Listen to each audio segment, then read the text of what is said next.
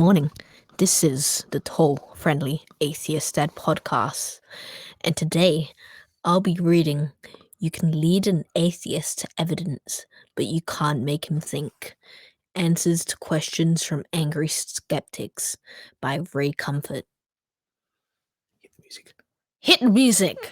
So far from life, people, music, there's what the.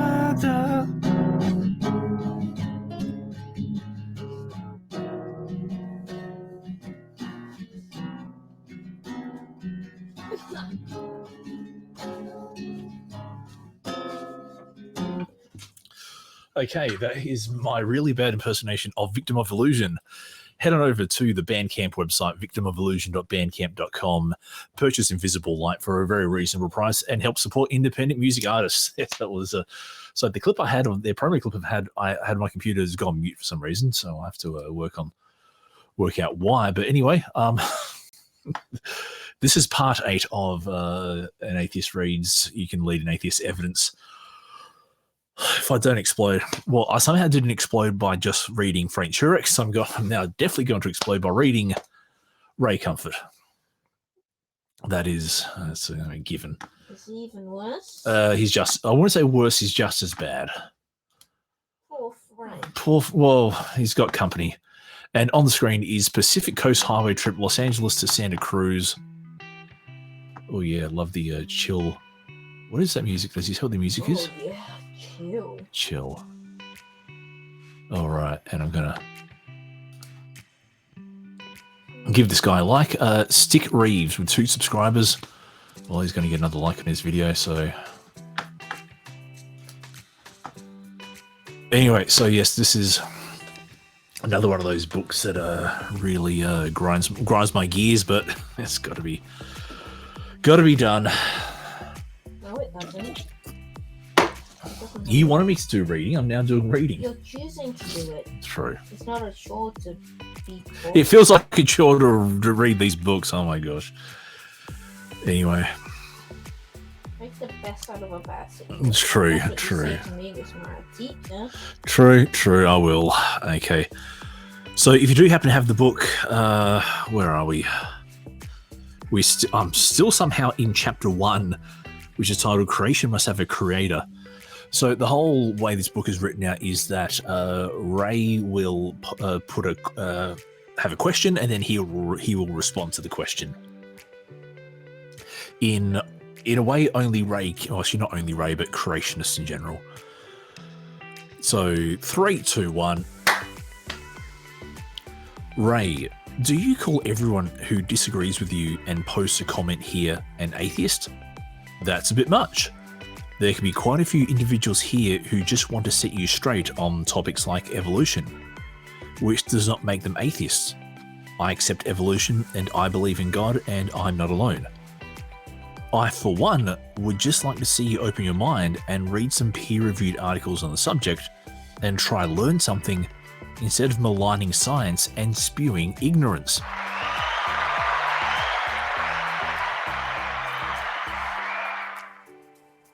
That is a very good question. That's a very good. Sorry, I had to do that. So this is Ray's response. There is only one God, and he revealed himself and how we were created through his word. In scripture, we are told that God made man in his own image.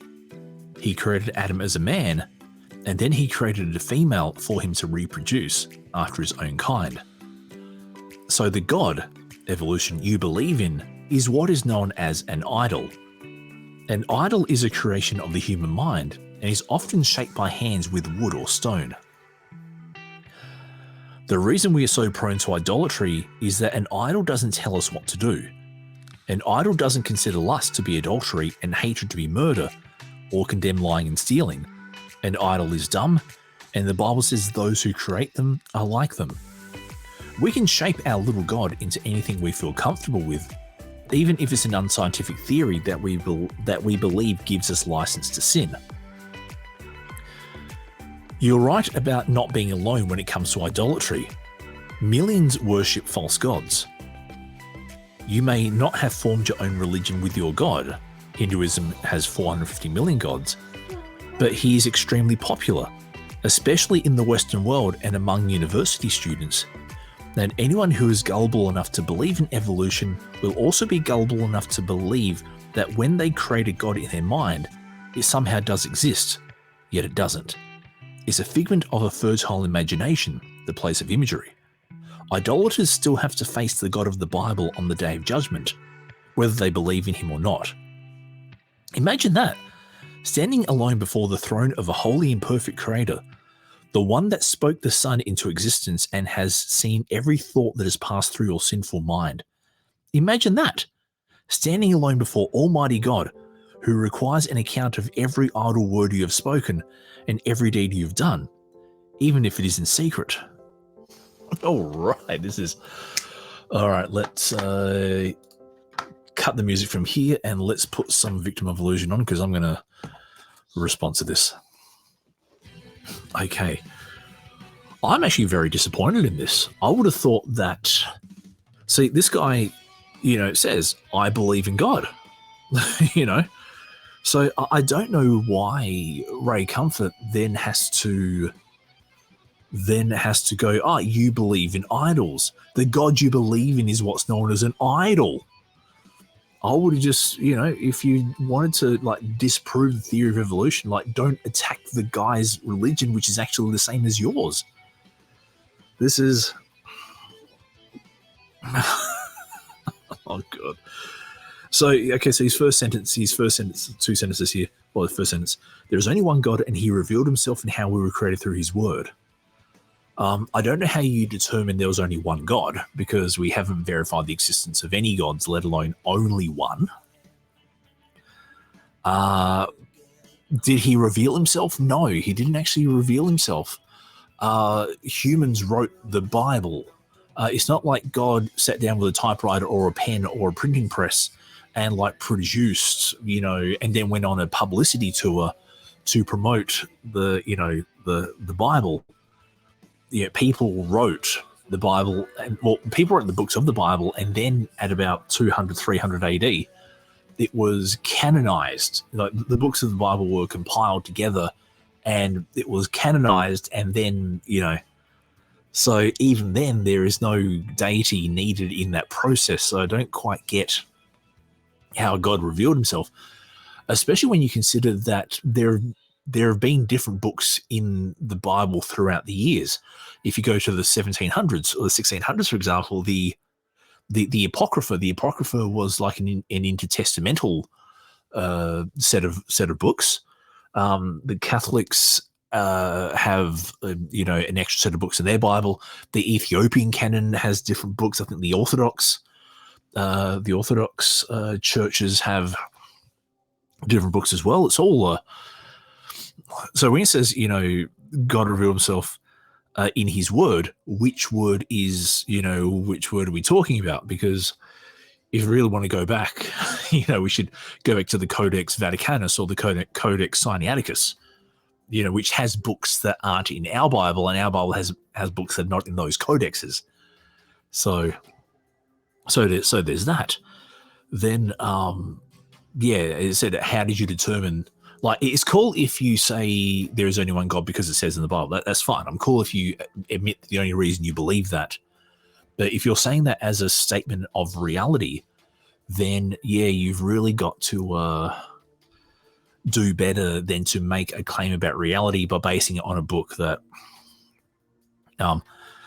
So the God you believe in is what's known as an idol. No, evolution is a scientific theory of biological diversity on Earth.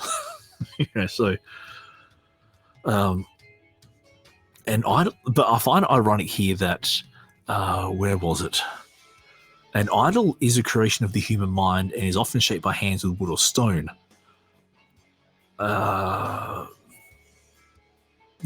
So an idol is a creation. So I'm just losing whereabouts. Whereabouts. I had a thought, but then. Here we go. We can shape our little God into anything. No, sorry, I've lost where I was. An idol is a creation of the human mind But then I would argue that so is his God. I was arguing his God is a creation of the human mind that's just gotten really, really big. Like, it's interesting how, it's all this really weird juxtaposition where like every other God is fake, but mine is a real one. Just trust me, mine is a real one. The reason we are so prone to idolatry is that an idol doesn't tell us what to do. No, back in ancient times, an idol was sort of like a symbol of, or even an avatar of your god. It wasn't the idol that told you what to do, it was the god behind the idol. That was, yeah. An idol doesn't consider lust to be adultery and hatred to be murder, but that's got nothing to do with evolution. That's, he's completely missing the point. So Ray not only hates atheists, he also hates Christians who don't believe in his literal. Yeah, you're right about not being alone when it comes to idolatry. Wow, Ray has completely missed the point here. This is just it's like a guy who was. And yeah, I would have liked to have seen Ray go, yes, I've read the scientific literature, I've read the peer-reviewed articles, and this is why I do or don't believe. That is Frank, Ray, you're a goose. Yeah, I'm gonna his response there is just so unbecoming of, someone who proclaims to worship the god of, morality and all that kind of stuff. But then go back to the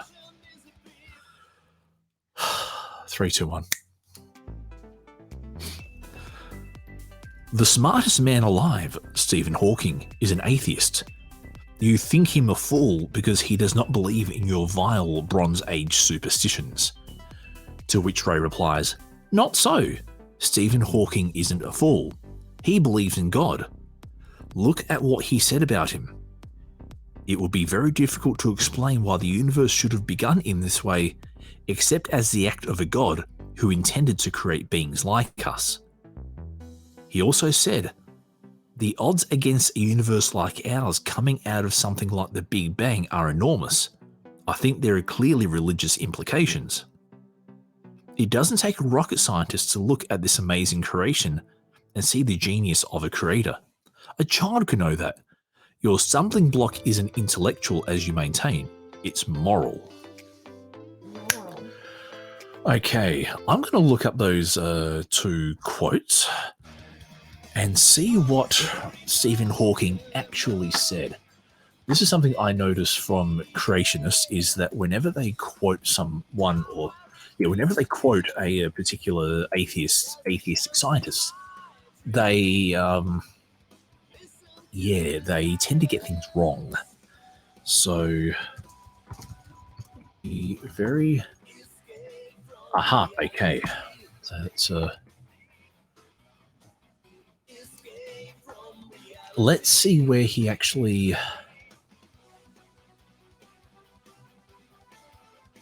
Okay, I'm just trying to find the actual context of where. So enjoy the music. Okay, I'm just trying to.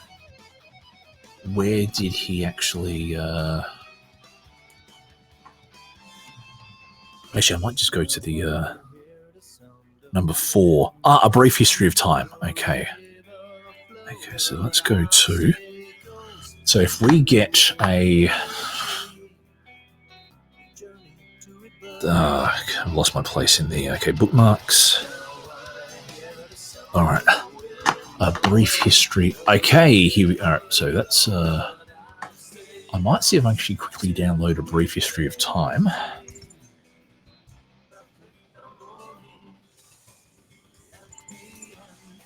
Or at least find a.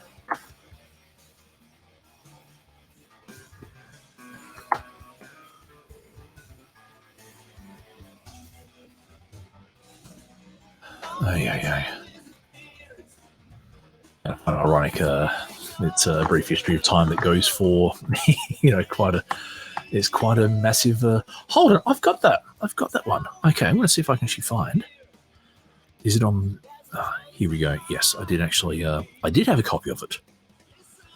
Okay. Let me open it up.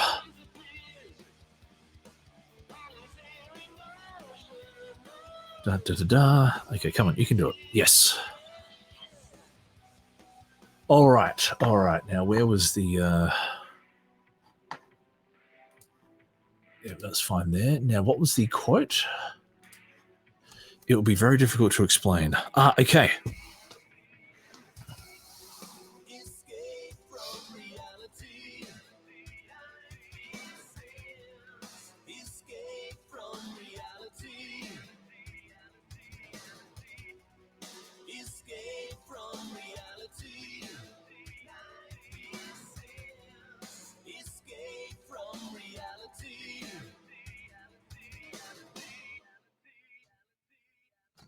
All right, yes, I've found where the quote is, and there's a bit of a the paragraph it is in is a bit of a long one, but I think it bears reading just to get the context of why I said that.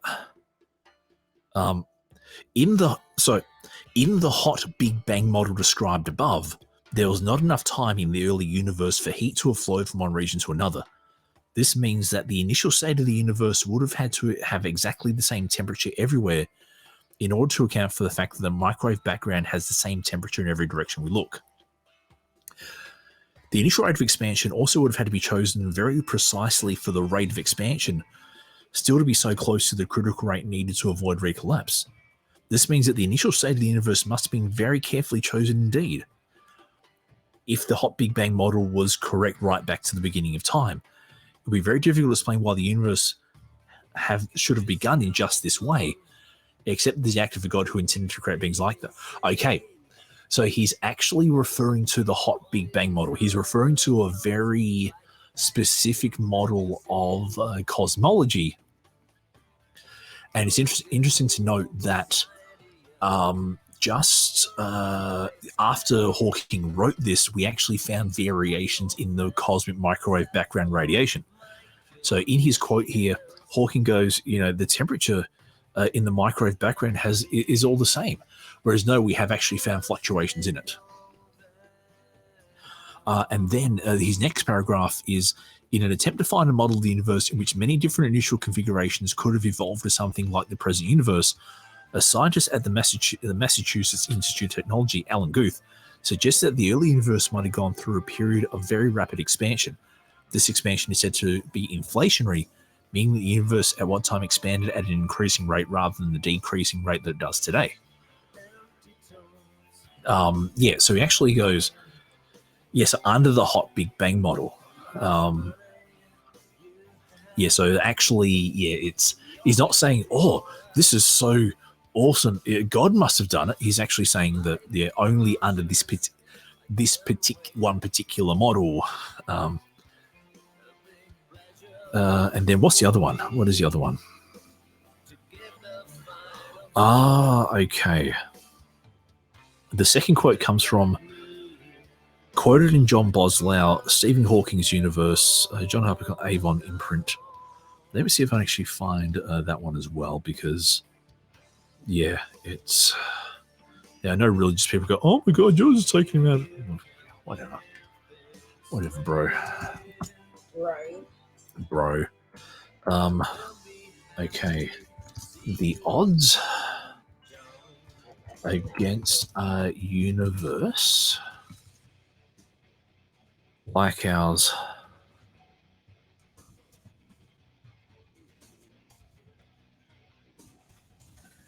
okay.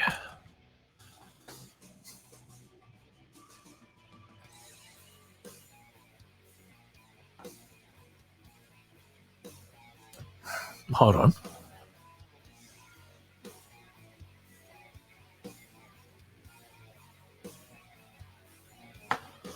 Okay, let me refine the quote.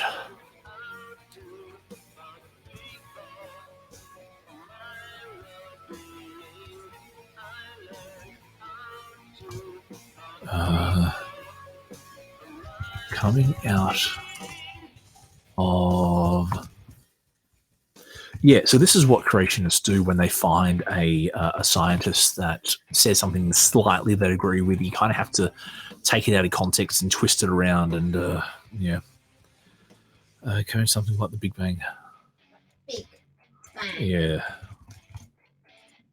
What created the universe? No, it's just the initial state of the universe. We don't quite know exactly what. So it's associated with the creation of thoughts. To a point, yes. To a point, it's a bit of a. Netflix shows. It's a comedy series. Okay, I'd have to get the book then. Okay, I don't have that book.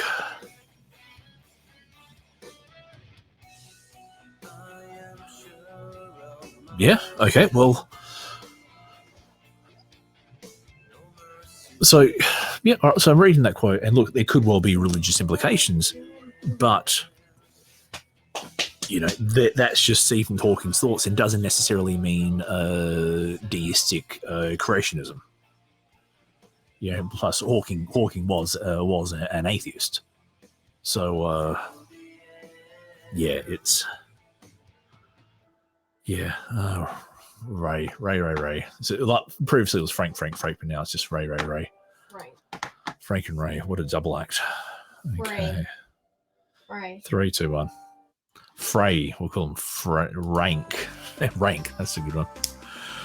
Okay. So the question to Frank is, atheists don't hate any god, fairy, leprechaun, or other fictional being. It's impossible to hate something that does not exist. To which Ray replies, that's right. Atheists don't hate fairies, leprechauns, or Sorry. I go from the top. The question to Frank is now posed. Atheists don't hate any god, fairy, leprechaun, unicorn, or other fictional being. It's impossible to hate something that does not exist. Well, To which Ray replies, that's right.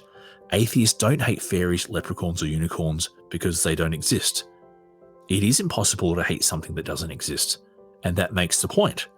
Atheists, like the painting experts hated the painter, hate God because he does exist. Many atheists spend time thinking about God, then arguing about him, then blaspheming his name. What greater hatred can you have for a person than to use their name as a cuss word? And showing contempt for and ridicule of those that love him. Atheists have the axiomatic evidence of creation and of their consciences, and are therefore without excuse. By professing the blindness of atheism, they deny the God-given light that he has given each of us.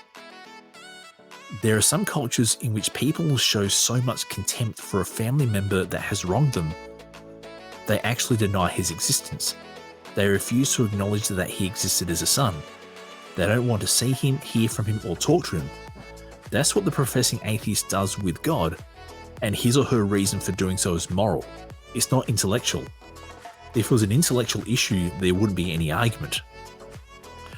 But through their moral conscience, atheists know that God requires an account for every action and every word, including our thought life, that they can't stand that thought, and so they deny his existence.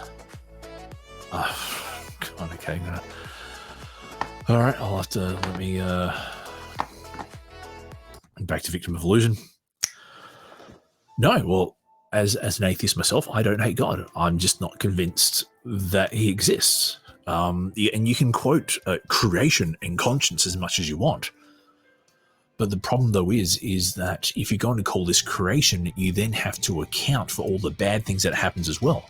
You can't go, oh, look, it's amazing, we're all here, and all that, and then ignore all the things that could kill us, meteorites and lightning and earthquakes and all this kind of stuff. And like snakes and, snakes. And then meteorites and this, all the, it's, I think conscience, the problem though with conscience is that conscience is a very cultural thing. And I raised this question partly as a gotcha, but also because it makes a good point. In Australia, we don't tip. Like, tipping is not a cultural norm. So then, if I go to America and I buy on my meal and I either forget to tip, or I don't tip, or I just don't tip. Have I done something wrong by not tipping? And let's say my conscience is clear that hey, look, I already pay for the living wage of the waitress in the money that I pay for my food, which is a very common thing in Australia. Have I done something wrong? And no one's actually given me a proper answer to that. But no, I don't. As I said, I'm just not convinced deities exist. Deities don't explain anything. They're more of a philosophical shoehorn than anything else.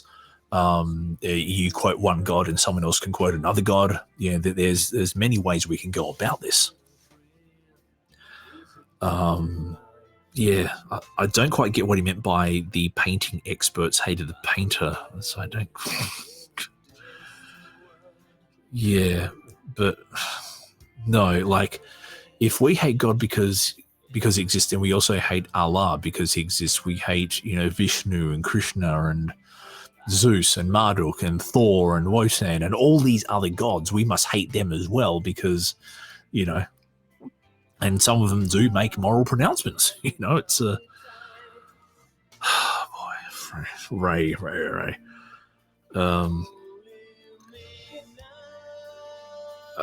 But however, let's say I actually do like this idea of having to account for every thought and every action.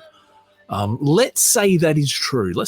I would actually have fun, explaining my reasoning to God on the, yes, I will happily give an account of, we'll sit there for days, weeks, months, years if we have to. And I will, explain this is why I did that. This is the information I had at the time. This is the outcome I was trying to achieve. This is, if there is a God and he's still angry with me, he can get stuffed. That's the I'm going to go back to the last question in this section. So I'm going to all right, 3, 2, 1. Ray, I have a question for you. I'm getting frustrated having to try and prove God's existence day in and day out to unbelievers all the time. Do I really need to prove God to anyone or just preach the gospel? I don't see why I should have to try prove what God has already said in his word. I would love some advice on how you handle this. And Ray's response is, we don't have to prove that God exists to the professing atheist. This is because he intuitively knows that he exists. Every person has a God-given conscience. The Bible tells us that this is the work of the law written on their hearts. Just as every sane human being knows that it's wrong to lie, steal, kill, and commit adultery, he knows that God should be first in his life. The professing atheist not only has the testimony of his impartial conscience. So I'm trying to do something on the page. There we go. But he also has the testimony of creation. It declares the glory of God, and the person who denies the voice of conscience and the voice of creation is without excuse. If death seizes upon him and he is still in his sins, he will face the wrath of a holy creator, whether he believes in him or not. This is why I don't spend too much time trying to convince anyone that there is a God. To do so is to waste time and energy. Sinners don't need convincing that God exists. They need convincing that sin exists and that they are in terrible danger. The only biblical way to do this is to go through the moral law and explain that God considers lust to be adultery and hatred to be murder. It is the revelation that God is holy and just and sees our thought life that convinces us that we are in danger of eternal damnation. That's what sent me to the cross for mercy, and that's what sinners need to hear. So never be discouraged from preaching the gospel, and don't get sidetracked by the rabbit trails of issues that don't really matter. All right. That is interesting. So I would actually argue, yes, you have to prove that God exists. If you're claiming that, we are in danger of eternal damnation because of thoughts in our head, then you need to prove the claims that you need to prove those claims, because let's say a Muslim comes up to me, or a Buddhist comes up to me, or a Rosicrucian, or a Theosophist comes up to me and gives me the same spiel. Like, no, bro, you need to prove it. Yeah. And so there's this quip here about professing atheist. This is a very common thing when dealing with toxic Christians, is to say, you're not really an atheist, you're a professing atheist. Bro, I'm an atheist. There's no, because if you're going to say you secretly know God exists, then this essentially makes Christianity a psyops operation. It's not really a truth claim, it's more of a, so actually, now I've thought about it, they can't really prove God exists, so they have to go that you're actually deceived. Yeah, that's actually kind of, yeah. And then this line here, the Bible tells us that this is the work of the law written on their hearts. The problem, though, is in Jeremiah, I think 17:9 actually says that who can know the heart is wicked and beyond cure, and it's deceitful. Who can know it? So what is it? Are our hearts beyond repair and sick and incurable and deceptive, or has God written his law on our hearts and that we should follow them? Every sane human knows it's wrong to lie, steal, kill, and commit adultery. You don't need to be sane to know that. It's and even sane people do things like steal and lie and all that kind of stuff. It's he knows that God should be first in his life. Whatever. The professing atheist not only has the testimony of his impartial conscience. Well, this is what I was getting at before. Conscience is not impartial. Conscience is cultural. There are some universal mores through conscience and culture and all that kind of stuff. But, for example, killing in self-defense. Yes, it's wrong to kill people, but I would also argue that if your life is in mortal danger, then you do have a right to defend yourself or your family or your property, and that sometimes includes lethal force. And then you then get to questions like how much force is appropriate. When are you required to stop? Are you required to flee a situation? All this kind of stuff. So even if you do want to claim, or you could just be an ultimate pacifist and not do anything defensive, which is a bit weird, but okay. There might be some people who are ultra pacifist. Where else does he the testimony of creation? Well, I wouldn't say the testimony of creation is that we live on a planet that is protecting us from the universe. That is great. But I love Ray's right here. I don't spend so much time trying to convince anyone that there is a God. To do so is a waste of time. That I'll agree with. Sinners don't need convincing they need convincing that sin exists. Well, what is sin without the relativity to God? If you come to me and say that an all-powerful figure doesn't like what you do, then you have to convince me that this all-powerful figure exists. Because that's it. Like, you don't need to convince me that wrong thoughts exist, but that's not because of sin. That's just because of, well, I don't quite have an explanation for that.